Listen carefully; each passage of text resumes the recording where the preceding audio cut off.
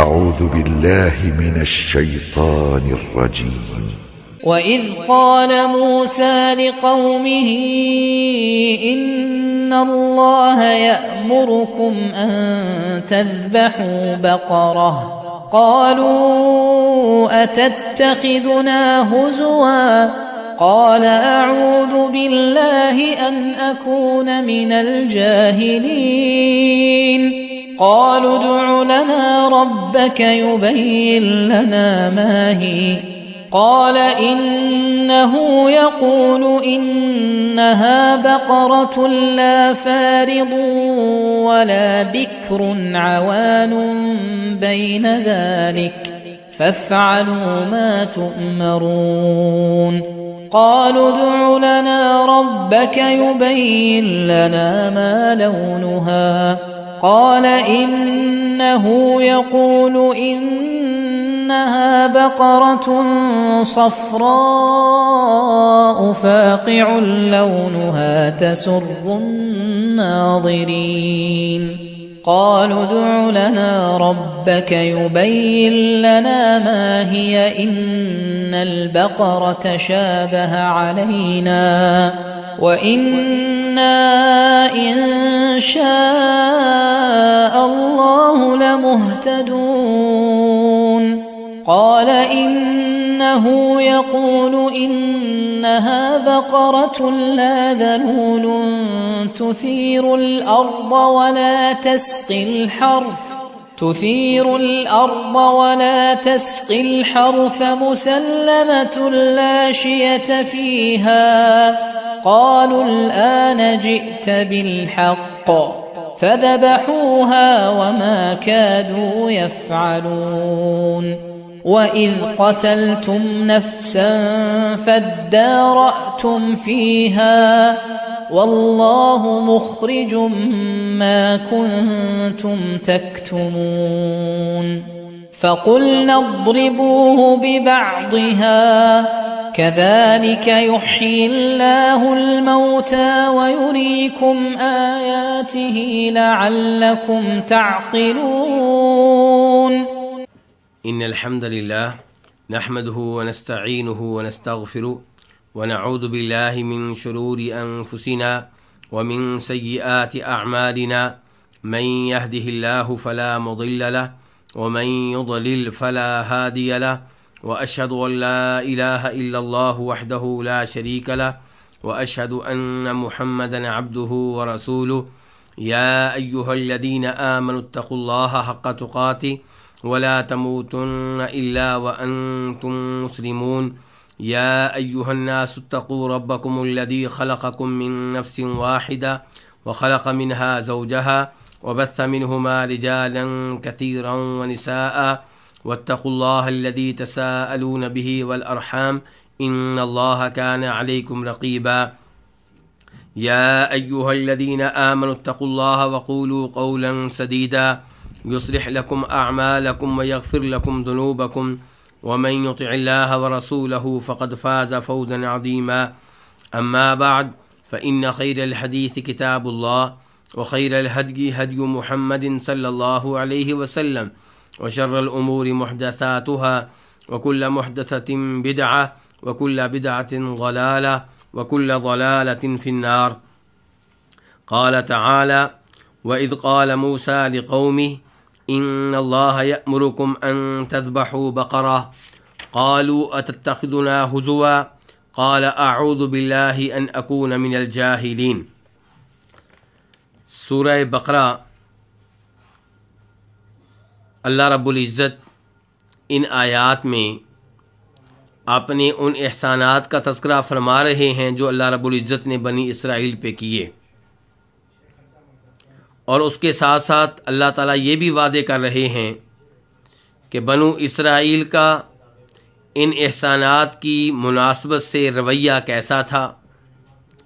انہوں نے اللہ کا شکر ادا کرنے کی بجائے اللہ کی نافرمانی کا رویہ اختیار کیا، اور اللہ کے نبی جناب موسیٰ علیہ السلام سے برا سلوک کرتے رہے، ان کی توہین کرتے رہے اور ان کے سامنے سرکشی کا مظاہرہ کرتے رہے۔ چنانچہ اس آیت میں بھی اللہ تعالیٰ کہہ رہے ہیں وَإِذْ قَالَ مُوسَىٰ لِقَوْمِهِ، اور اس وقت کا تذکرہ کرو جب کہا موسیٰ نے اپنی قوم سے کہ بے شک اللہ تعالیٰ تمہیں حکم دیتا ہے کہ تم ایک گائے کو ذبح کرو۔ قالوا، وہ کہنے لگے اتتخذنا ہزوا، کیا آپ ہمیں مذاق بنا رہے ہیں؟ قال، تو موسیٰ علیہ السلام نے کہا اعوذ باللہ ان اکون من الجاہلین، میں اللہ سے پناہ چاہتا ہوں، میں اللہ کی پناہ میں آتا ہوں اس سے بچنے کے لیے کہ میں جہلوں میں سے ہو جاؤں، بیوقوفوں میں سے ہو جاؤں۔ اس آیت کی تفصیلات میں داخل ہونے سے پہلے یہاں پہ اس بات کی وضاحت کرنا چاہوں گا کہ موسیٰ علیہ السلام نے اللہ کے حکم سے بنی اسرائیل کو گائے ذبح کرنے کا حکم کیوں دیا۔ اس بارے میں دو بڑے موقف ہیں۔ ایک موقف یہ ہے کہ بنی اسرائیل میں سے کسی نے اسے قتل کر دیا جس کا وہ وارث بننے والا تھا، بھتیجے نے چچا کو قتل کر دیا۔ قتل کرنے کے بعد چچا کی لاش دوسرے لوگوں کے گھروں کے سامنے پھینک دی اور کوشش کی کہ ذمہ داری قتل کی ان پہ آئے۔ انہوں نے قتل سے انکار کیا تو ایک عجیب و غریب صورتحال پیدا ہو گئی، لڑائی جھگڑے کا امکان پیدا ہو گیا۔ تو معاملہ موسیٰ علیہ السلام تک پہنچا تو انہوں نے حکم دیا کہ اللہ کہتا ہے کہ اس معاملے میں تم ایک گائے ذبح کرو۔ مقصد یہ تھا کہ گائے ذبح ہوگی اور اس گائے کے کسی ایک حصے کو لے کر مقتول پہ مارا جائے گا، مقتول پہ ضرب لگائی جائے گی اور مقتول زندہ ہو جائے گا اور وہ خود بتائے گا کہ قاتل کون تھا۔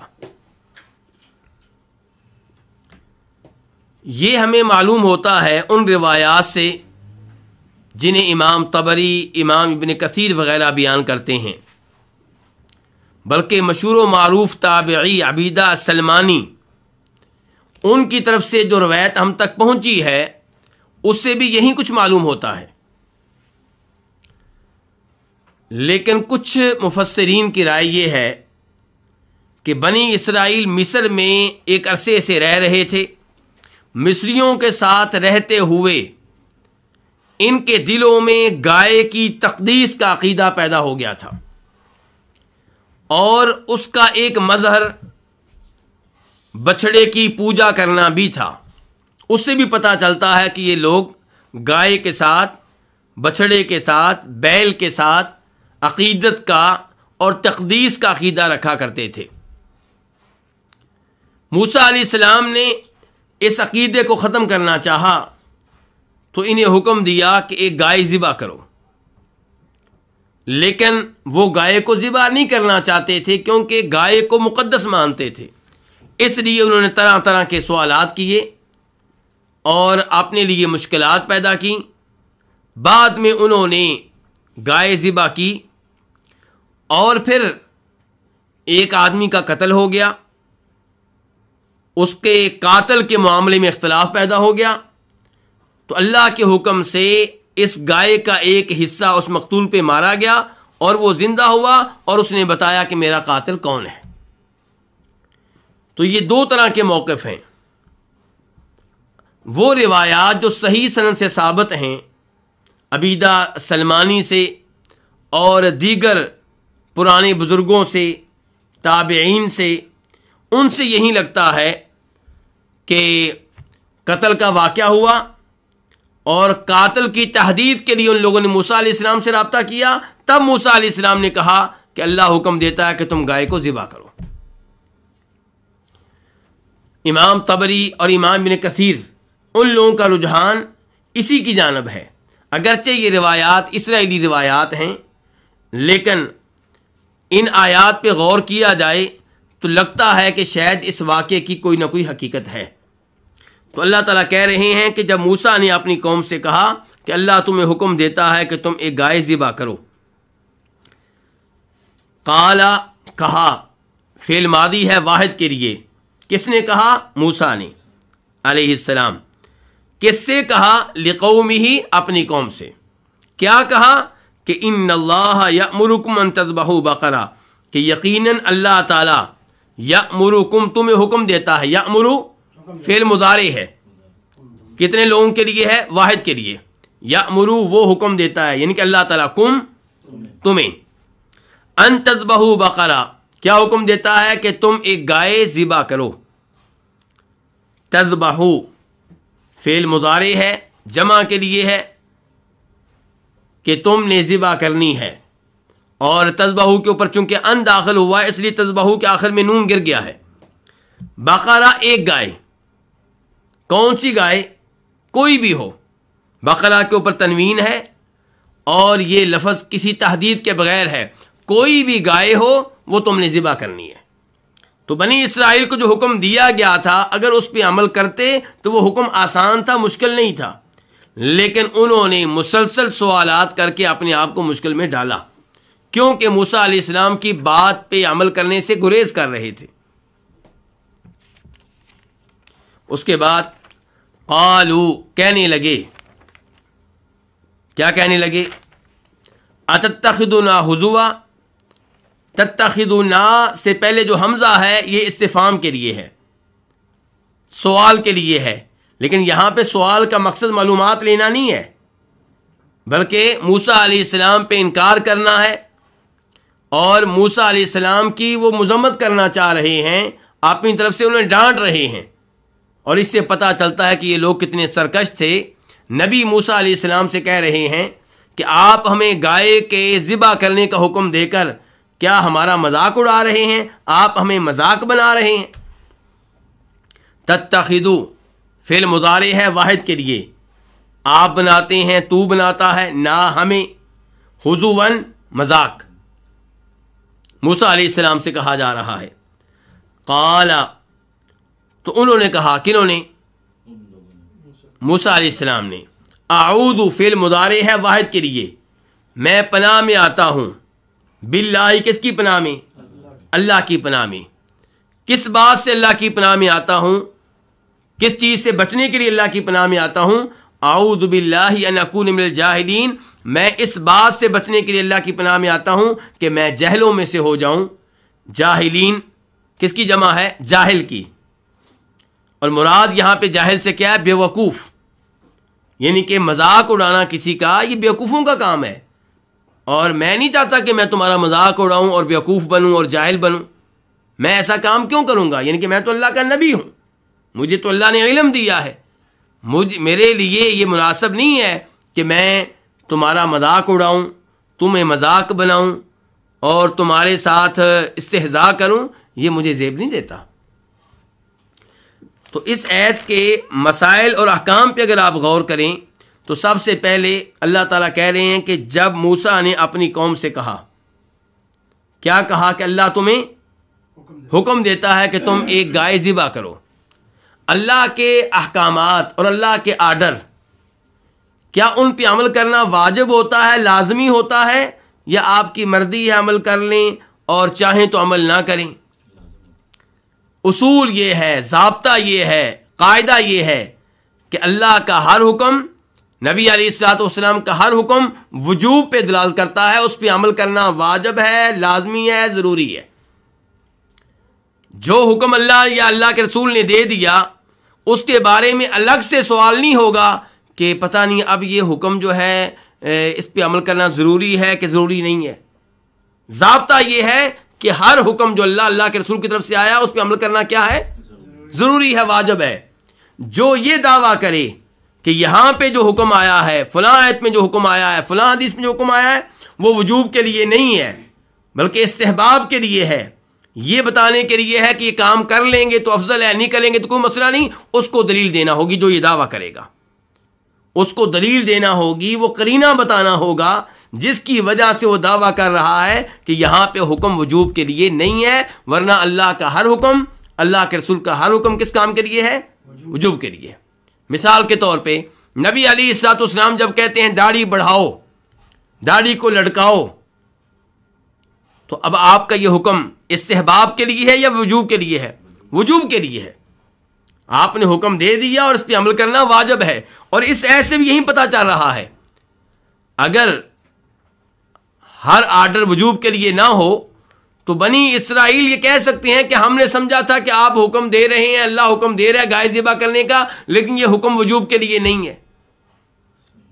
ورنہ تو اللہ کے ہر آرڈر اور نبی علیہ السلام کی حدیث میں آئے ہوئے ہر آرڈر کے بارے میں کوئی بھی کہہ سکتا ہے کہ جی میں نے اس لیے عمل نہیں کیا، میں سمجھ رہا تھا کہ وجوب کے لیے نہیں ہے. تو ان اللہ یامرکم، اللہ تمہیں حکم دیتا ہے. کیا حکم دیتا ہے؟ کہ تم گائے ذبح کرو. کون سی گائے؟ کوئی بھی گائے. کوئی تحدید نہیں تھی. جو حکم دیا گیا تھا اس پہ عمل کرنا آسان تھا، لیکن بنی اسرائیل نے بار بار سوال کیے اور اپنے آپ کو مشقت میں ڈالا. اللہ تعالیٰ تمہیں حکم دیتا ہے. اسے پتہ چلتا ہے کہ اللہ رب العزت کلام فرماتے ہیں. اللہ نے حکم دیا، کلام کر کے دیا. قالو، وہ کہنے لگے اتتخذنا ہزوا، کیا آپ ہمیں مذاق بنا رہے ہیں؟ کیا آپ ہمارا مذاق اڑا رہے ہیں؟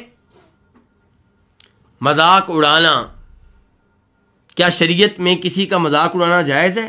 بالکل جائز نہیں. اللہ تعالیٰ فرماتے ہیں سورہ حجرات میں، یا ایھا الذین آمنوا لا یسخر قوم من قوم عسى ان یکونوا خیرا منہم ولا نساء من نساء عسى ان یکن خیرا منہن، کہ اے ایمان والو کوئی بھی قوم کسی دوسری قوم کا مذاق نہ اڑائے. مرد مردوں کا مذاق نہ اڑائیں، عورتیں عورتوں کا مذاق نہ اڑائیں. جب آپ کسی کا مذاق اڑاتے ہیں تو اس کے پیچھے کیا سوچ ہے؟ اس کے پیچھے سوچ ہوتی ہے کہ آپ اس کو حقیر جان رہے ہوتے ہیں اور اپنے آپ کو اس سے افضل اور بہتر سمجھتے ہیں، اسی لیے تو آپ اس کا مذاق اڑاتے ہیں. تو اسلام میں کسی کا مذاق اڑانے کی اجازت نہیں ہے. البتہ اسلام میں مزاح کی اور خوش طبعی کی اجازت ہے، اور ہمارے نبی علیہ الصلوۃ والسلام بھی مزاح کیا کرتے تھے، خوش طبعی فرمایا کرتے تھے. مثال کے طور پہ ایک بڑھیا آپ کے پاس آتی ہے اور اس خواہش کا اظہار کرتی ہے کہ جنت میں جانا چاہتی ہے، تو آپ نے فرمایا کوئی بڑھیا جنت میں نہیں جائے گی. وہ بڑھیا روتے ہوئے واپس جا رہی ہے تو نبی علیہ الصلوۃ والسلام صحابہ کرام سے کہتے ہیں کہ اس بڑھیا کو بتا دو کہ جو بھی عورت جنت میں جائے گی وہ بوڑھی نہیں ہوگی، جنت میں داخل ہوتے ہوئے جوان ہوگی. تو یہ آپ نے مزاح کیا ہے. امام ترمذی رحمہ اللہ اس روایت کو اپنی شمائل میں لے کر آئے ہیں. ایسے ہی جناب انس بن مالک فرماتے ہیں کہ نبی علیہ الصلوۃ والسلام مجھ سے کہا کرتے تھے، او دو کانوں والے. اب ہر ایک کے دو کان ہوتے ہیں، تو اس میں یہ نہیں ہے کہ آپ ان کا مذاق اڑا رہے ہیں، یہ آپ مزاح کر رہے ہیں. اور مزاح کی علامت اور نشانی یہ ہے کہ جس سے آپ مزاح کریں گے وہ بھی آپ کے مزاح پہ خوشی محسوس کرے گا، وہ بھی لطف محسوس کرے گا. جبکہ مذاق اڑانے میں کیا ہے؟ اس کو آگ لگے گی، اس کے دل میں آپ کے بارے میں بغض، کینہ اور عداوت پیدا ہوگی. اور اسلام چاہتا ہے کہ مسلمان ایک دوسرے سے محبت کرنے والے ہوں، نہ کہ ایک دوسرے سے نفرت کرنے والے ہوں. تو مزاح خوش طبعی بالکل جائز ہے، لیکن کوئی ایسا مزاح نہ ہو جس مزاح میں دین کا مذاق اڑایا جا رہا ہو، اللہ کا مذاق اڑایا جا رہا ہو، اللہ کے رسول کا مذاق اڑایا جا رہا ہو، قرآن کی کسی آیت کا اور نص کا مذاق اڑایا جا رہا ہو، داڑھی کا مذاق اڑایا جا رہا ہو، پردے کا مذاق اڑایا جا رہا ہو. اگر یہ کام کیے جائیں گے تو معاملہ کفر تک پہنچ سکتا ہے. تو مزاح کی اجازت ہے، لیکن مزاح اتنا زیادہ نہ ہو کہ آپ قبر کو بھول جائیں، آخرت کو بھول جائیں، موت کو بھول جائیں. اللہ تعالیٰ فرماتے ہیں فَلْيَضْحَكُوا قَلِيلًا وَلْيَبْكُوا كَثِيرًا، لوگ زیادہ رویا کریں اور ہنسنے کی اجازت ہے، لیکن ہنسنے کو معمول نہ بنائیں. تو بہرحال مذاق اڑانے کی اجازت نہیں ہے. تو اسی لیے موسیٰ علیہ السلام نے کیا کہا؟ قَالَ أَعُوذُ بِاللَّهِ أَنْ أَكُونَ مِنَ الْجَاهِلِينَ، کہ مذاق اڑانا جاہلوں کا کام ہے، بیوقوف لوگوں کا کام ہے. میں تو الحمدللہ اللہ کا نبی ہوں، اللہ نے مجھے عقل و شعور سے نوازا ہے، میں یہ کام کیسے کر سکتا ہوں کہ میں کسی کا مذاق اڑاؤں؟ میں اپنے آپ کو اللہ کی پناہ میں دیتا ہوں کہ اللہ تعالیٰ مجھے بچا کر رکھے کہ میں یہ غلط کام کروں. کیا غلط کام؟ کہ کسی کا مذاق اڑاؤں. ان الفاظ سے ایک تو یہ پتہ چلا کہ گناہوں سے بچنے کے لیے، شیطان کے وسوسوں سے بچنے کے لیے انسان کو چاہیے کس سے پناہ مانگے؟ اللہ سے پناہ مانگے. اسی لیے تلاوت کرنے سے پہلے اعوذ باللہ من الشیطان الرجیم پڑھنے کا حکم دیا گیا ہے. فَإِذَا قَرَأْتَ الْقُرْآنَ فَاسْتَعِذْ بِاللَّهِ مِنَ الشَّيْطَانِ الرَّجِيمِ کہ جب آپ قرآن کی تلاوت کرنے لگیں تو آپ اللہ سے پناہ مانگ لیا کریں. کس سے بچنے کے لیے؟ شیطان مردود سے بچنے کے لیے. کیونکہ جو ہی آپ تلاوت کا آغاز کریں گے شیطان آپ پہ حملے کرے گا، وسوسے ڈالے گا، آپ کو یاد کروائے گا کہ ابھی تو آپ نے فلاں کو فون کرنا تھا، ابھی تو آپ نے بچوں کا یہ کام کرنا ہے، ابھی تو آپ کے دوست کا یہ کام ہے. اس کی کوشش ہوگی کہ آپ تلاوت ترک کر دیں. تو اس لیے ہمیں کیا کہا گیا کہ ہم پہلے کیا پڑھ لیں؟ اعوذ باللہ من الشیطان الرجیم. تو اعوذ باللہ بڑی اہم چیز ہے. لیکن آپ نے دیکھا ہوگا عام طور پہ لوگ اعوذ باللہ پڑھتے ہیں بے دھیانی سے، بے توجہی سے، اور ایسے پڑھتے ہیں جیسے ہی فضول چیز ہو، اصل چیز تو بعد میں آ رہی ہے.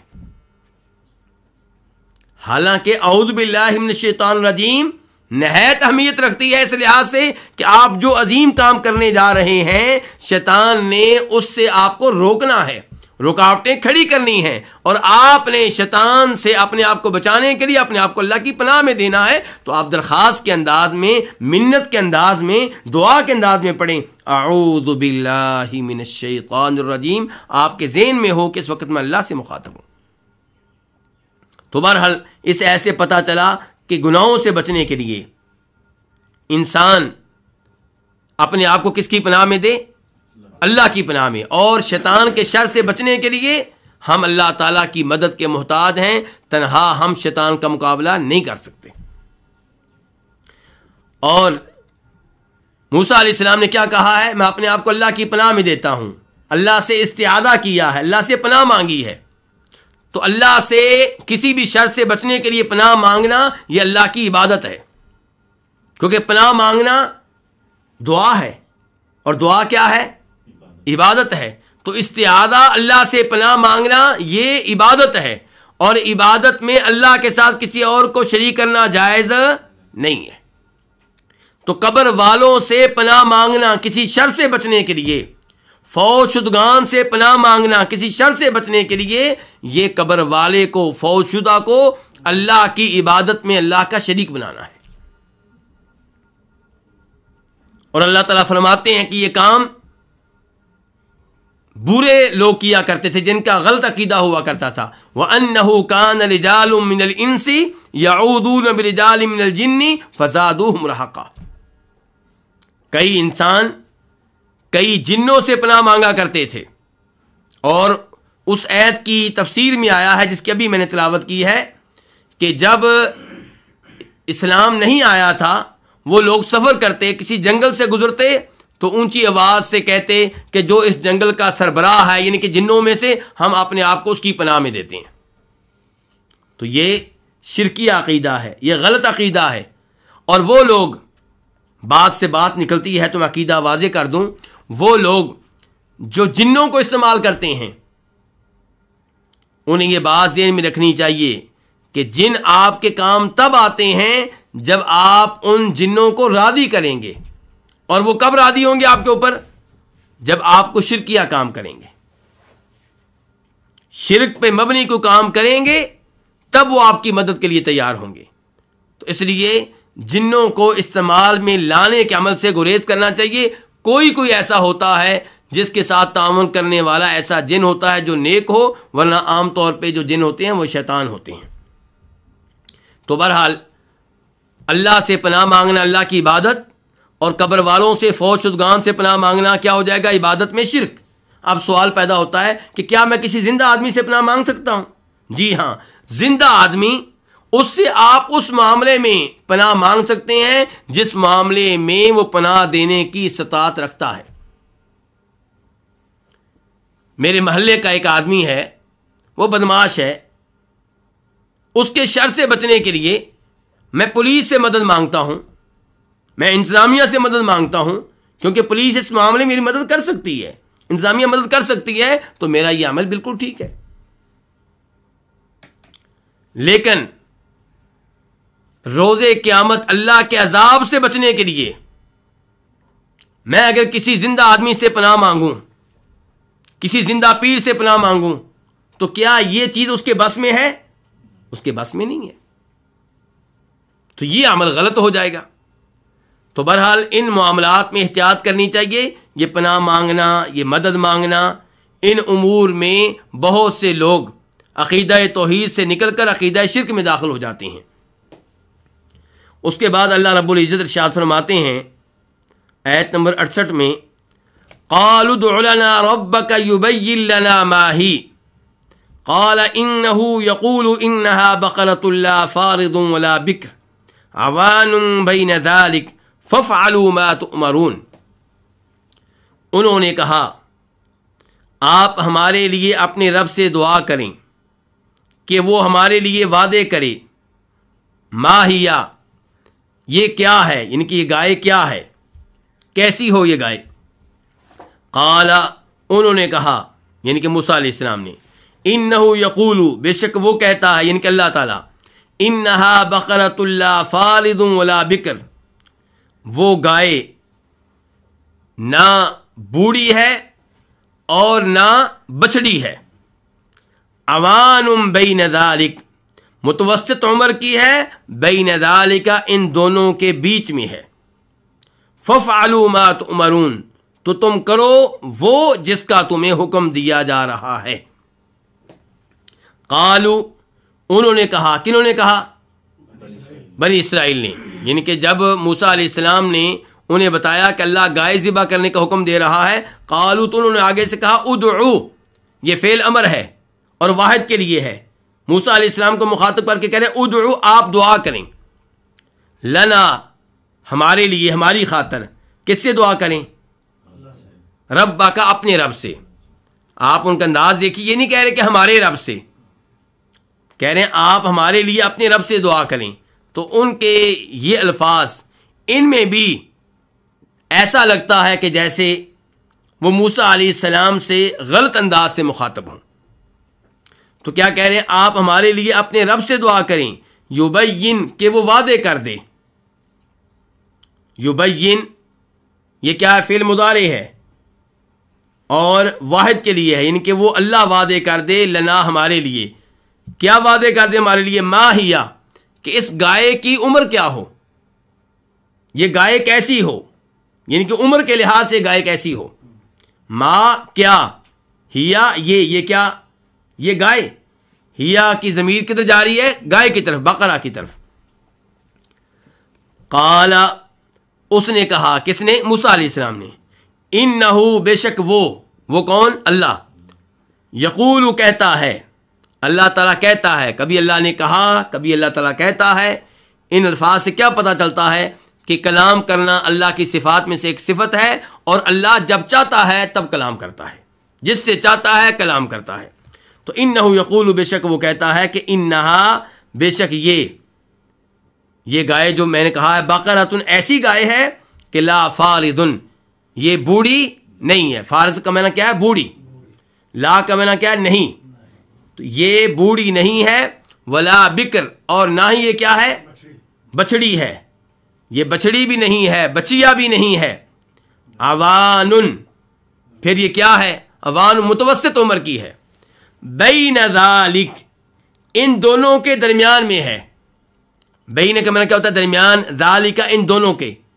اب میں ذالک کا ترجمہ کیا کر رہا ہوں، تفسیر کیا کر رہا ہوں؟ ان دونوں کے، جبکہ ذالک جو اس میں اشارہ ہے وہ تو واحد کے لیے ہے، اور میں تفسیر کر رہا ہوں کہ ان دونوں کے۔ ایسا کیوں؟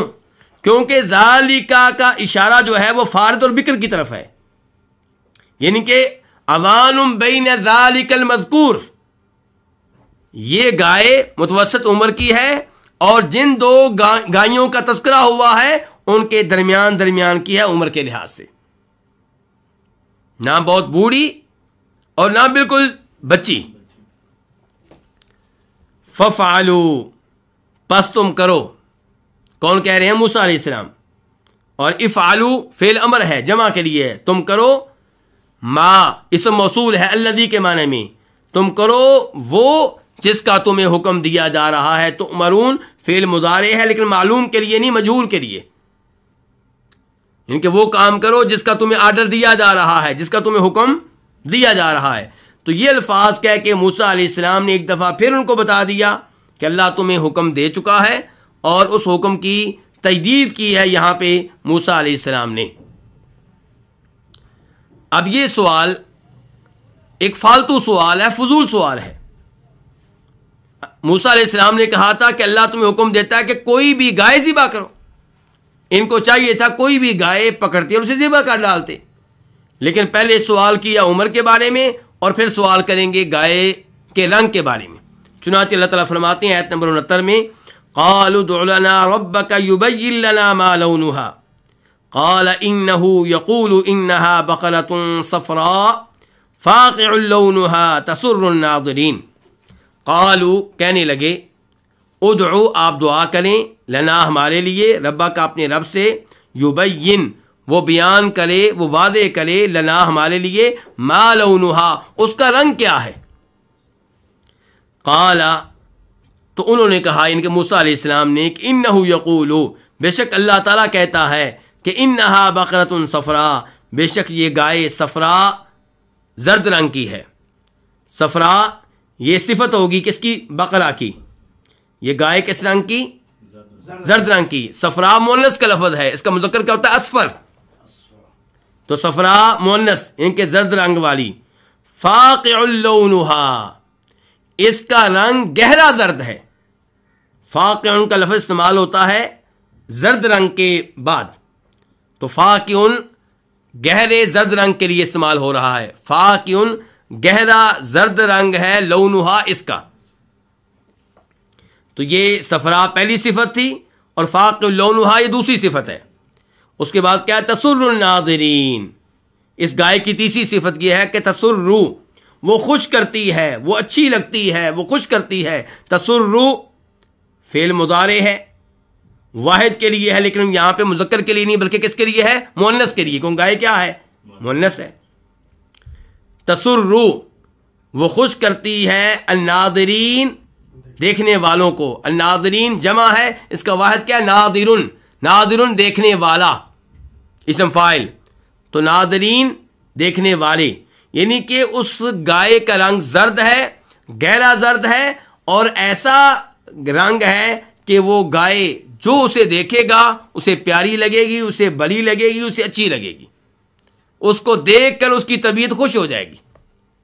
یہ اوصاف اور صفات بتائی جا رہی ہیں اس گائے کی جس کو انہوں نے ذبح کرنا ہے.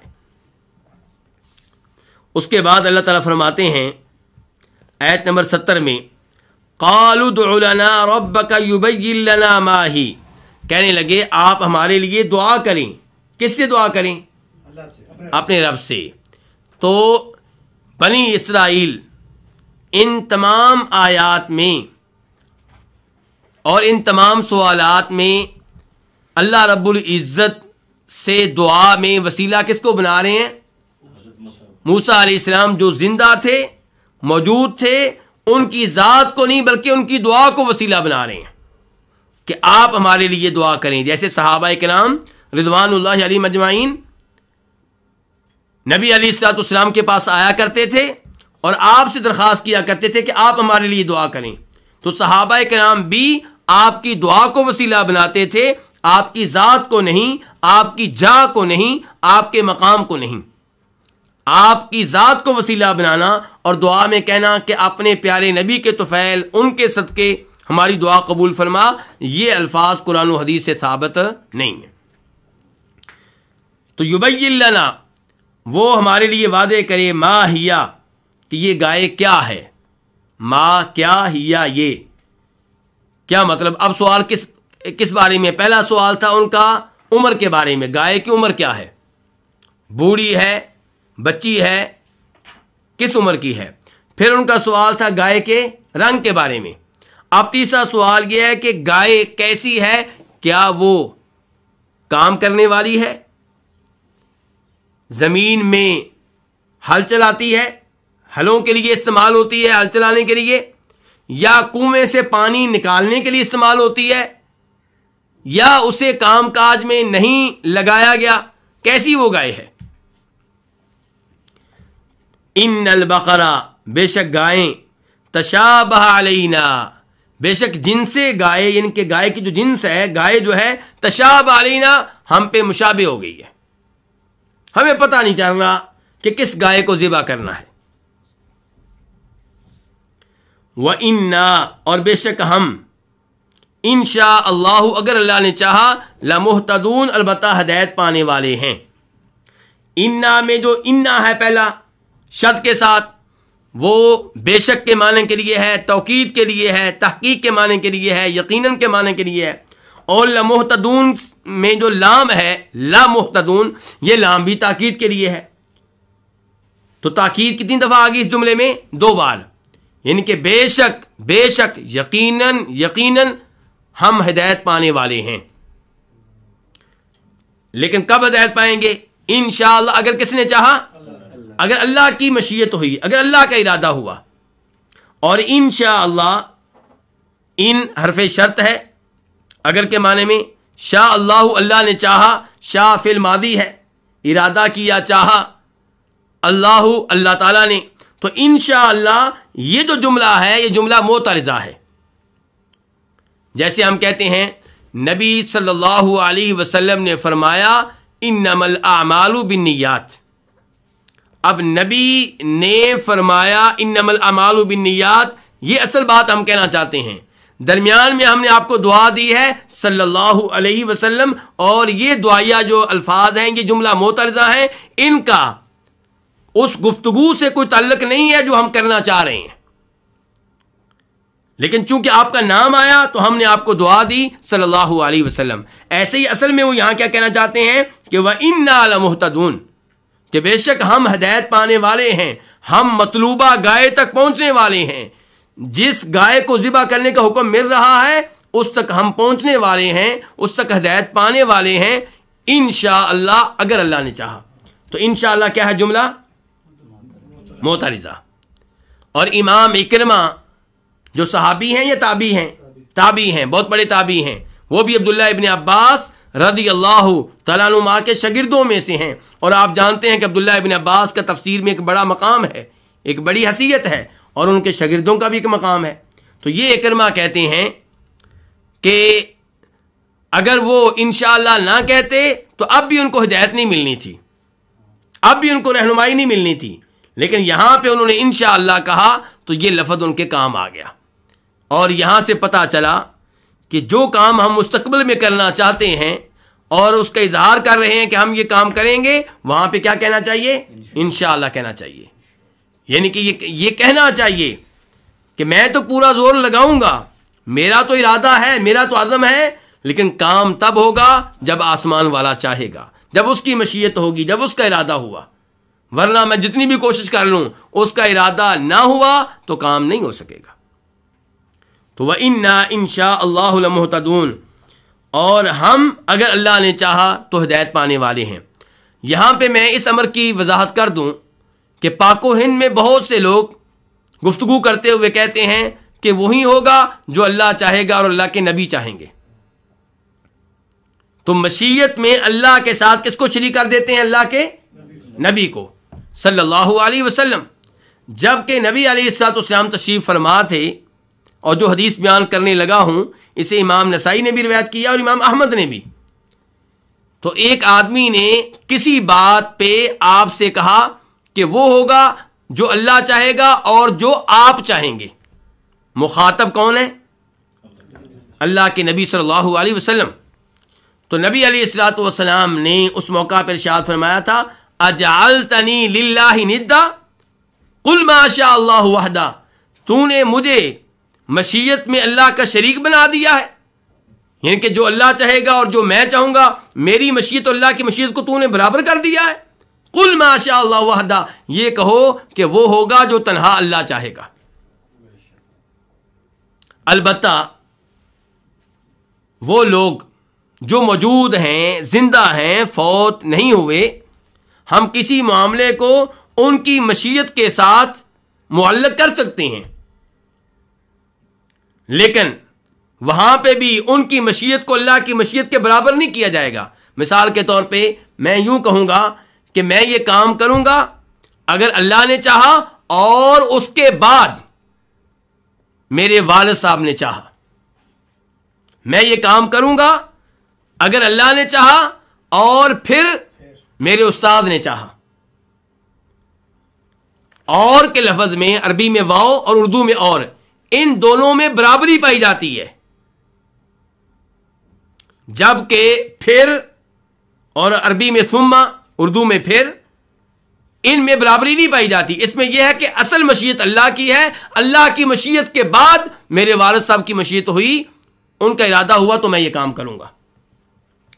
اور یہ قرآن کی اس آیت کے مطابق ہے جو سورہ تکویر میں آئی ہے، وَمَا تَشَاءُونَ إِلَّا أَن يَشَاءَ اللَّهُ. تمہاری مشیت تب چلتی ہے جب پیچھے اللہ کی مشیت ہو. تو اصل کیا ہے؟ اللہ کی مشیت. اللہ کی مشیت ہو تو انسان کی مشیت پوری ہوتی ہے، اور اگر اللہ کی مشیت نہ ہو تو انسان جو بھی کر لے اس کا کام نہیں ہوگا. تو خلاصہ کلام کیا ہے کہ اللہ تعالیٰ کے ساتھ مشیت میں کسی کو شریک کرنے کی اجازت نہیں ہے. البتہ آپ کسی سے کہہ سکتے ہیں کہ جیسے اللہ چاہے گا اور اس کے بعد جیسے آپ کہیں گے ویسے میں کر لوں گا، لیکن اس کے بعد یہ نہیں کہ جیسے اللہ نے چاہا اور جیسے آپ نے چاہا. اللہ کے ساتھ مشیت میں کسی اور کو شریک نہیں کرنا. اللہ رب العزت نے اس آخری آیت میں، آیت نمبر 70 میں جو آخری ہم نے پڑھی ہے، اس میں بنی اسرائیل کا تیسرا سوال ذکر کیا ہے. اور وہ سوال کس کے بارے میں تھا؟ وہ گائے کے کام کے بارے میں، کہ کیا وہ کام کرنے والی ہے، ہل جوتنے والی ہے، وہ پانی کھینچنے والی ہے کنویں سے، کیسی ہے؟ اور کہنے لگے کہ ان البقرۃ شاب علینا، گائیں جو ہیں وہ ہم پہ مشابہ ہو گئی ہیں. اس کے بعد اللہ تعالیٰ فرماتے ہیں، اللہ تعالیٰ کی طرف سے جواب آیا ان کے اس سوال کا آیت نمبر 71 میں، قال انه يقول انها بقرة لا ذلول تثير الارض ولا تسقي الحرث مسلمة لا شية فيها قالوا الآن جئت بالحق فذبحوها وما كادوا يفعلون. اس نے کہا، کس نے؟ موسیٰ علیہ السلام نے. انه يقول، بے شک وہ کہتا ہے. کون؟ بار بار ہمیں ان آیات سے پتہ چل رہا ہے کہ اللہ تعالیٰ کلام کرتے ہیں، اور یہ اللہ کی صفت کون سی ہے؟ فعلی صفت ہے. صفت فعلی کا مطلب یہ ہے کہ جب اللہ تعالیٰ چاہتا ہے تب یہ کام کرتا ہے. پہلے اللہ تعالیٰ نے کیا کہا کہ وہ ایسی گائے ہے جو بوڑھی بھی نہیں ہے اور بچڑی بھی نہیں ہے. پھر اللہ تعالیٰ نے کیا کہا کہ وہ گائے زرد رنگ کی ہے، اس کا رنگ جو ہے گہرا زرد ہے، اور جو دیکھے گا اس کو دیکھ کے خوش ہوگا. تو اللہ نے پہلے وہ کلام کیا، پھر یہ کیا، پھر یہ کیا. اس کا مطلب یہ کہ اللہ جب چاہتا ہے، جو چاہتا ہے کلام کرتا ہے. اللہ تعالیٰ کی ان صفات پہ ایمان لایا جائے اور ان کی تعویل سے گریز کیا جائے. تو اللہ تعالیٰ کہتا ہے انہا بقرۃ، بے شک یہ گائے، لا ذلول، لا نافیہ نہیں کے معنی میں، لا ذلول، یہ گائے ایسی نہیں ہے کہ اسے کام میں لایا گیا ہو. ذلول جسے کام میں لایا گیا ہو، جس سے کام لیا جا رہا ہو، جس سے مشقت لی جا رہی ہو، جس سے محنت لی جا رہی ہو. تو ذلول یعنی کہ جس سے کام لیا جا رہا ہو. لیکن یہاں پہ وہ گائے کون سی؟ لا ذلول، کہ وہ ایسی گائے نہیں ہے جس سے کام لیا جا رہا ہو، کہ تثیر الارض، کہ وہ زمین میں ہل چلاتی ہو. تثیر فعل مضارع ہے، مؤنث کے لیے ہے، واحد مؤنث کے لیے. تثیر الارض، وہ زمین میں ہل چلاتی ہو. ولا تسقی الحرث، اور نہ وہ گائے ایسی ہے کہ وہ کھیتی میں پانی دیتی ہو، کھیتی کو پانی پلاتی ہو، ایسی بھی نہیں ہے. تسقی بھی فعل مضارع ہے اور یہ بھی واحد مؤنث کے لیے ہے. اور الحرث کا معنی وہ زمین جس کو زراعت کے لیے تیار کیا گیا ہو. مسلمتن، وہ گائے صحیح سالم ہوگی. وہ گائے کیسی ہوگی؟ صحیح سالم ہے. جس گائے کو ذبح کرنا ہے وہ صحیح سالم ہے، ہر عیب سے پاک ہے. لا شیۃ فیہا، اس میں کوئی داغ نہیں ہے. شیعہ داغ، کیا مطلب؟ یعنی کہ اس کے اصلی رنگ کے علاوہ اس میں کوئی اور رنگ نہیں ہے، یعنی کہ اس کا اصلی رنگ کیا ہے؟ زرد. یہ نہیں کہ اس کے ساتھ ساتھ کہیں پہ سفید یا کہیں پہ سیاہ، نہیں. لا شیۃ فیہا، اس میں کوئی داغ نہیں ہے، کوئی اور رنگ نہیں ہے، ایک ہی رنگ ہے، اور وہ جو بتا دیا گیا زرد رنگ. قالوا الآن جئت بالحق، کہنے لگے الآن، اب، جئت بالحق کی، آپ حق بات کو لے کر آئے ہیں. یہاں سے آپ اندازہ کریں ان لوگوں کی سرکشی کا اور موسیٰ علیہ السلام کے صبر کا. موسیٰ علیہ السلام نبی نے ان لوگوں کے سامنے کتنا صبر کیا. مجھے اور آپ کو کیا پیغام ملا کہ ہم بھی تبلیغ کرتے ہوئے لوگوں کے ساتھ صبر کا مظاہرہ کریں.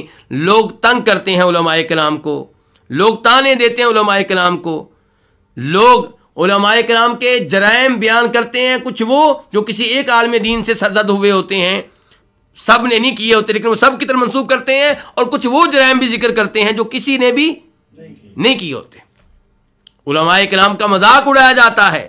دعوت و تبلیغ میں مشکلات آتی ہیں تو موسیٰ علیہ السلام اللہ کے یہ عظیم نبی ہمارے لیے نمونہ ہے کہ کیسے صبر کر رہے ہیں، کیسے اخلاق کا مظاہرہ کر رہے ہیں، کیسے تحمل و برداشت کا مظاہرہ کر رہے ہیں. اور یہاں سے پتہ چلتا ہے اللہ تعالیٰ کے حلم کا، اللہ تعالیٰ کی رحمت کا، کہ اللہ تعالیٰ کتنی ان کو مہلت دے رہے ہیں، ورنہ ان کا ایک ایک جملہ ایسا ہے کہ اس کے اوپر ان کو پکڑ لیا جائے اور سزا دی جائے. تو کیا کہہ رہے ہیں؟ اب آپ حق بات لے کر آئے ہیں. گویا کہ پہلے جو موسیٰ علیہ السلام بیان کر رہے تھے وہ باطل ہے، اور اس چیز کی وضاحت ان کے ان لفظوں سے بھی ہو رہی ہے. اتتخذونا ہزوا، جب موسیٰ علیہ السلام نے کہا تھا کہ اللہ حکم دیتا ہے گائے کو ذبح کریں، تو کیا کہا تھا؟ کیا آپ ہمیں مذاق بنا رہے ہیں؟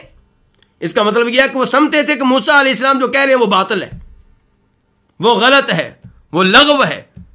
اور اب اتنے سوالات کرنے کے بعد جب اتنی وضاحتیں مل گئیں، اب کہہ رہے ہیں کہ اب آپ حق بات لے کر آئے ہیں، یعنی کہ اب معاملہ واضح ہو کر سامنے آیا ہے. حالانکہ معاملہ شروع سے واضح تھا اور آسان تھا کہ کوئی بھی گائے پکڑتے، کسی بھی رنگ کی پکڑتے، کسی بھی عمر کی پکڑتے، وہ کام کرنے والی ہوتی یا کام نہ کرنے والی ہوتی، اس کو ذبح کر دیتے اور اللہ کے حکم پہ عمل ہو جاتا.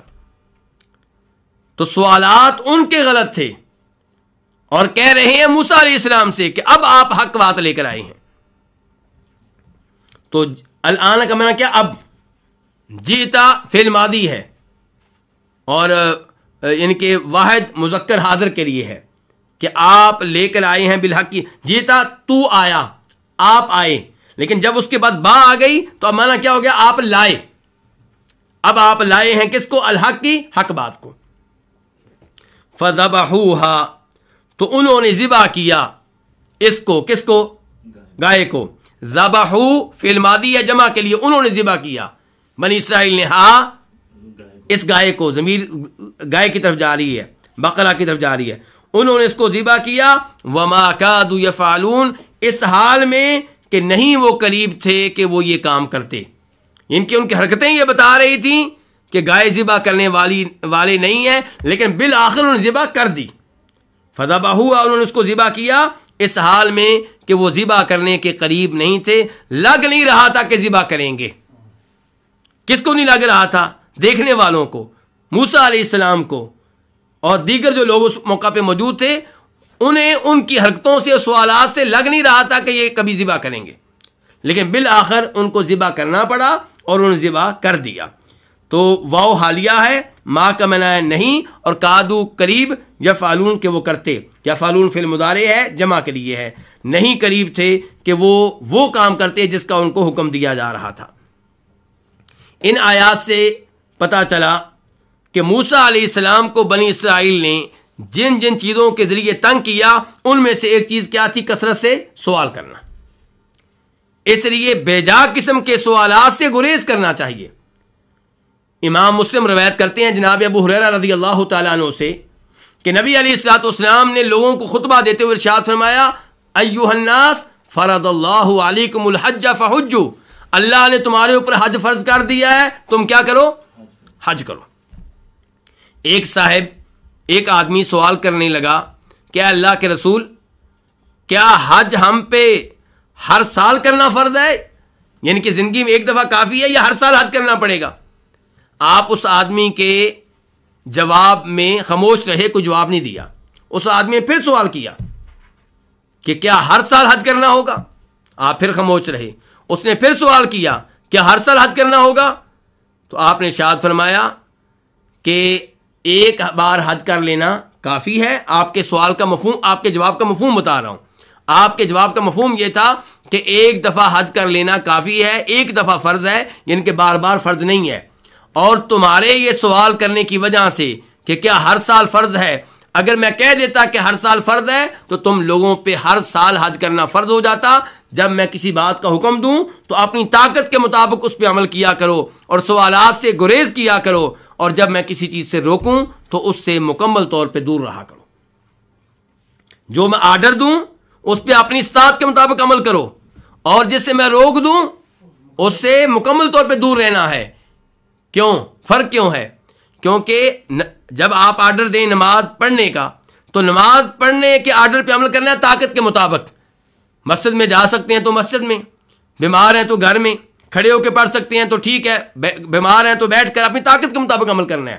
لیکن جن چیزوں سے شریعت نے روک دیا ان کے بارے میں آپ نے نہیں کہا کہ طاقت کے مطابق، کیونکہ شراب سے دور رہنے کے لیے طاقت کے استعمال کی ضرورت نہیں ہے. طاقت لگتی ہے کسی آرڈر پہ عمل کرتے ہوئے. روزہ رکھیں گے تو آپ کی طاقت صرف ہوگی، نماز پڑھیں گے طاقت صرف ہوگی. لیکن شراب سے دور رہنے کے لیے، سود سے دور رہنے کے لیے زور لگانے کی ضرورت نہیں ہے. زور لگے گا شراب خریدنے پہ، شراب پینے پہ، شراب کی بوتل کھولنے پہ. زور لگے گا سود لینے پہ، بینک جائیں گے، اکاؤنٹ سودی کھولیں گے. جبکہ سود سے دور رہنے میں کوئی زور نہیں لگے گا. تو اس لیے آپ کہہ رہے ہیں جب میں کسی چیز کا حکم دوں تو اس پہ عمل کرو اپنی استطاعت کے مطابق، اور جب میں کسی چیز سے روک دوں تو اس سے مکمل طور پہ گریز کیا کرو، دور رہا کرو. اور اس حدیث میں آپ نے یہ بھی کہا کہ تم سے پہلی قومیں اس لیے ہلاک ہو گئیں کہ وہ اپنے نبیوں سے کثرت سے سوال کیا کرتے تھے اور ان سے اختلاف کیا کرتے تھے. اور اس کی یہ مثال آپ کے سامنے ہے کہ کیسے بار بار موسیٰ علیہ السلام سے سوال کیے گئے. اور اللہ تعالیٰ فرماتے ہیں قرآن حکیم میں، یا ایھا الذین آمنوا لا تسألوا عن اشیاء ان تبد لکم تسؤکم. اے ایمان والو، ان چیزوں کے بارے میں سوال نہ کرو جو اگر تمہارے لیے بیان کر دی گئیں، واضح کر دی گئیں تو وہ وضاحت تمہیں بری لگے گی. فذبحوها وما كادوا يفعلون. اللہ تعالیٰ فرماتے ہیں بالآخر انہوں نے ذبح کر دیا. اس کے بعد اللہ تعالیٰ فرماتے ہیں آیت نمبر 72 میں، وَإِذْ قَتَلْتُمْ نَفْسًا فَادَّارَأْتُمْ فِيهَا وَاللَّهُ مُخْرِجٌ مَا كُنْتُمْ تَكْتُمُونَ. اور جب تم نے قتل کیا ایک انسان کو، ایک جان کو، فَادَّارَأْتُمْ فِيهَا، پھر تم نے اس میں کیا کیا؟ اختلاف کیا، ایک دوسرے سے جھگڑا کیا. وَاللَّهُ، اور اللہ تعالیٰ، مخرجن، نکالنے والا تھا، ظاہر کرنے والا تھا، ما، اس چیز کو، کنتم تکتمون، جس کو تم چھپا رہے تھے. قتل تم فعل ماضی ہے، جمع کے لیے تم نے قتل کیا. نفسن، ایک جان کو، ایک انسان کو، اس کی جمع کیا آتی ہے؟ نفوس، انفس بھی آتی ہے. فدارأتم، فا کو الگ کر دیں تو باقی لفظ کیا رہ جائے گا؟ ادارأتم. یہ جمع کے لیے ہے، مخاطب کے لیے ہے، فعل ماضی ہے. تم نے اختلاف کیا، تم نے جھگڑا کیا. یہ باب افتعال نہیں بلکہ باب تفاعل ہے. اصل میں یہ لفظ تدارأتم، پھر تا کو دال سے بدلا گیا، دال کا دال میں ادغام کیا گیا، پھر شروع میں حمزہ لے آئے جس کو الف بھی کہتے ہیں، تو کیا لفظ ہو گیا پھر؟ ادارأتم. تو فدارأتم، تم نے کیا کیا؟ اختلاف کیا، جھگڑا کیا. یہ درا سے ہے، ایک دوسرے کو دھکیلنا، ایک دوسرے کے اوپر الزام لگانا، معاملہ ایک دوسرے کے اوپر ڈال دینا. وہ کہہ رہے تھے تم قاتل ہو، وہ کہہ رہے تھے تم قاتل ہو. فدارأتم فیہا، تم نے اختلاف کیا، فیہا، اس کے بارے میں. کس کے بارے میں؟ اس انسان کے بارے میں، اس نفس کے بارے میں، اس جان کے بارے میں اختلاف کیا کہ اس کا قاتل کون ہے. واللہ، اور اللہ تعالی، مخرجن، نکالنے والا. مخرجن اسم فاعل ہے، اخرج یخرجو سے، نکالنے والا، ظاہر کرنے والا تھا. ما، اس چیز کو، ما موصولہ الذی کے معنی میں، کنتم تکتمون، جس کو تم چھپا رہے تھے. کنتم، تم تھے، تکتمون، چھپاتے. تکتمون فعل مضارع ہے جمع کے لیے، تم چھپا رہے تھے کتم یکتمو سے. تو ایک انسان قتل ہو گیا بنی اسرائیل میں، جیسا کہ میں درس کے آغاز میں بتا چکا ہوں، قتل ہو گیا. اب اس کا قاتل کون ہے، اس معاملے میں ان میں اختلاف پیدا ہو گیا. تو انہوں نے پھر موسیٰ علیہ السلام سے رابطہ کیا، گائے ذبح کرنے کا حکم دیا گیا. اور اللہ تعالیٰ کہہ رہے ہیں کہ اللہ تعالیٰ اس چیز کو زہر کرنے والا تھا جس کو تم چھپا رہے تھے، وہ قاتل کو چھپا رہے تھے، اور اللہ تعالیٰ نے قاتل کو زہر کر کے رہنا تھا. اور شاید اسی لیے وہ گائے کو ذبح کرنے سے گریز کر رہے تھے. اس کی ایک وجہ یہ بھی ہو سکتی. اللہ تعالیٰ فرماتے ہیں آیت نمبر 73 میں فَقُلْنَا اضْرِبُوهُ بِبَعْضِهَا كَذَلِكَ يُحْيِي اللَّهُ الْمَوْتَى وَيُرِيكُمْ آيَاتِهِ لَعَلَّكُمْ تَعْقِلُونَ. فَقُلْنَا تو ہم نے کہا، اللہ تعالیٰ نے کہا. کب کہا اللہ تعالیٰ نے؟ جب قتل ہوا، ان میں اختلاف پیدا ہوا، معاملہ موسیٰ علیہ السلام تک پہنچا، موسیٰ علیہ السلام نے اللہ سے دعا کی، تو تب اللہ تعالیٰ کہتے ہیں ہم نے کہا. اس کا مطلب کیا ہے کہ اللہ جب چاہتا ہے کلام کرتا ہے. فقلنا تو ہم نے کہا اضربوہ، اس پہ ضرب لگاؤ. کس پہ؟ اس مقتول پہ. اضربو فعل امر ہے جمع کے لیے، تم مارو، تم ضرب لگاؤ، ہو اس پہ، ببعضھا اس کے بعد کے ساتھ. کس کے بعد کے ساتھ؟ گائے کے بعد کے ساتھ. اور آپ نوٹ کریں گے کہ فداراتم فیہا میں جو ضمیر تھی کدھر جا رہی تھی؟ نفس کی طرف. تو وہاں پہ اعتبار کیا گیا نفس کے مؤنث ہونے کا، کیونکہ نفس لفظ جو ہے عربی میں بطور مؤنث استعمال ہوتا ہے. اور فقلنا اضربوہ یہاں پہ اعتبار کیا گیا نفس کے معنی کا، وہ نفس انسان ہے، انسان مذکر ہے. تو ہم نے کہا اضربوہ، اس انسان کو، اس مقتول کو ضرب لگاؤ، اسے مارو، ببعضھا اس کے کسی حصے کے ساتھ. کس کے کسی حصے کے ساتھ؟ گائے کے. ببعضھا اس کے کسی حصے کے ساتھ، کوئی بھی گائے کا حصہ لے کے اس پہ ضرب لگاؤ. اب یہ کون سا حصہ لیا گیا، کون سا حصہ مراد تھا؟ کئی مفسرین نے اس مسئلے پہ بڑی تفصیل کے ساتھ گفتگو کی ہے. کوئی کہتا ہے جی گائے کی زبان کو مارا گیا، کوئی کہتا ہے گائے کی دم کو مارا گیا، کوئی کہتا ہے گائے کے کان کو مارا گیا. اس کے علاوہ بھی کئی اقوال ہیں، لیکن یہ وہ تفصیلات ہیں جن کی ہمیں کوئی ضرورت نہیں ہے. امام ابن کثیر رحمہ اللہ نے یہاں پہ لکھا ہے جن چیزوں کو اللہ نے مبہم رکھا ہے، جن چیزوں کو اللہ نے واضح نہیں کیا، ہمیں کیا ضرورت ہے ان چیزوں میں پڑھنے کی، ان چیزوں میں وقت ضائع کرنے کی. تو اللہ تعالی نے جب یہ بیان نہیں کیا کہ گائے کا کون سا حصہ تھا جو مارنے کا حکم ملا اور جو مارا گیا، تو ہمیں کیا ضرورت ہے ان چیزوں میں اور ان تفصیلات میں داخل ہونے کی اور اسرائیلی روایات اپنی کتابوں میں ذکر کرنے کی. جن لوگوں نے تحدید کرنے کی کوشش کی ہے انہوں نے چیزیں کن سے لی ہیں؟ اسرائیلی روایات، یہودیوں اور عیسائیوں کی باتیں، ان کی وہ کتابیں جن کے بارے میں اللہ نے واضح کر دیا کہ تبدیل ہو چکی ہیں، ان پہ اعتماد کرتے ہیں. تو ہمیں ان تفصیلات میں داخل ہونے کی ضرورت نہیں. اللہ نے حکم دیا گائے کا کوئی حصہ اس مقتول پہ مارا جائے، اور انہوں نے مارا، ہمارا اس پہ ایمان ہے. کون سا حصہ تھا ہمیں پتہ نہیں ہے. کذالک یحیی اللہ الموتى، کذالک اسی طرح اللہ تعالیٰ زندہ کرتا ہے کن کو؟ مردوں کو. یحیی فعل مضارع ہے واحد کے لیے، یحیی وہ زندہ کرتا ہے. اس کا فعل ماضی کیا ہوتا ہے؟ احیا. احیا یحیی وہ زندہ کرتا ہے، یعنی کہ اللہ تعالیٰ الموتى کن کو؟ مردوں کو، جمع کا لفظ ہے. اس جملے سے کیا پتا چلا؟ اس جملے سے پتا چلا کہ جب اللہ نے حکم دیا کہ گائے کا کوئی حصہ مقتول پہ مارا جائے تو انہوں نے مارا اور وہ مقتول زندہ ہوا، تو اب اللہ تعالیٰ کہتے ہیں اسی طرح اللہ تعالیٰ مردوں کو زندہ کرتے ہیں. یہ ساری تفصیلات اللہ نے ذکر نہیں کی کیونکہ پڑھنے والے کو خود ہی معلوم ہو رہی ہیں. اس سے پتا چلا کہ قرآن اللہ کا کلام ہے جس میں کوئی بھی فضول لفظ نہیں ہے، فضول حرف نہیں ہے، فضول جملہ نہیں ہے. وہی باتیں آئی ہیں جو ضروری ہیں، جن کا فائدہ ہے، جن میں کوئی نہ کوئی حکمت ہے. تو اسی طرح اللہ تعالیٰ مردوں کو زندہ کرتا ہے. یہ اللہ تعالیٰ کس سے کہہ رہے ہیں؟ یہ اللہ تعالیٰ کہہ رہے ہیں ان لوگوں سے جن پہ کلام نازل ہوا، جن پہ قرآن نازل ہوا. اور ان میں کون تھے؟ مکہ کے مشرکین تھے. وہ لوگ تھے جو آخرت کا انکار کرتے تھے، جو کہتے تھے کہ جب ہم مردہ ہو جائیں گے، مٹی ہو جائیں گے، گلیاں ہماری ہڈیاں گل سڑ جائیں گی تو ہمیں کیسے اٹھایا جائے گا، کیسے زندہ کیا جائے گا؟ یہ فضول باتیں ہیں، کوئی حساب کتاب نہیں ہوگا، زندگی گزار لو اپنی خواہش کے مطابق، اور اگلا جہان کس نے دیکھا؟ تو اللہ تعالیٰ کہتے ہیں نہیں، جیسے میں نے اس مردے کو زندہ کیا ایسے ہی اللہ تعالیٰ مردوں کو زندہ کرے گا۔ کب؟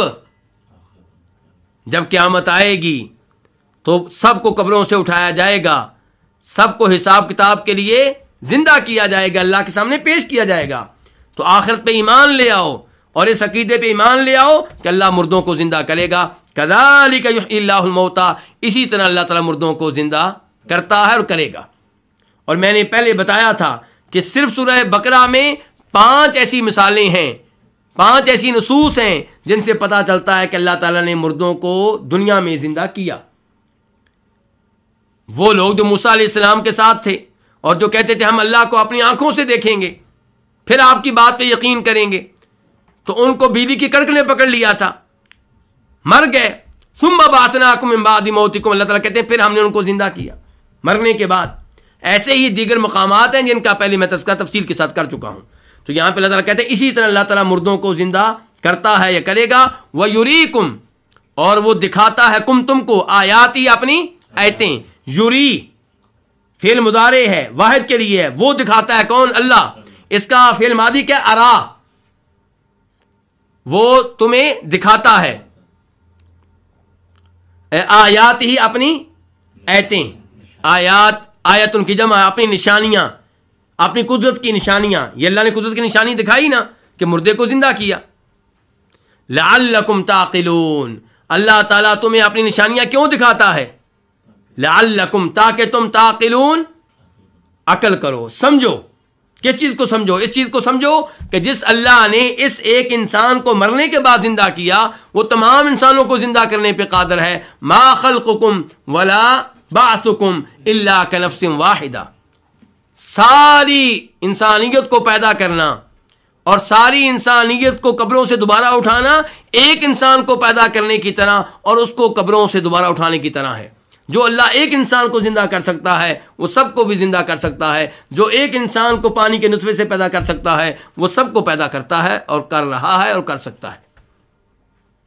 تو وَيُرِيكُمْ آیَاتِهِ، اللہ تعالیٰ تمہیں دکھاتا اپنی نشانیاں، لعلکم تعقلون، تاکہ تم کیا کرو؟